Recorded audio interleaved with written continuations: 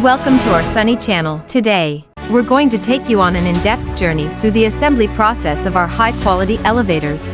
First things first, let's look at the foundation of an elevator, the car frame. These frames are made from high-grade steel, carefully engineered to withstand the weight and movement of the elevator car.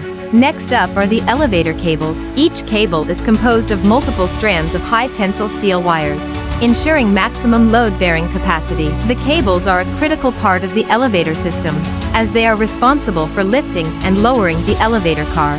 The guide rails are essential for the smooth and safe operation of the elevator. They provide a stable path for the elevator car to move up and down. Our workers carefully align and secure the guide rails using specialized tools. Safety is our top priority at Sunny Elevator. The safety brake mechanism is simple yet highly effective, and it undergoes strict testing before being installed in our elevators. See you in next video.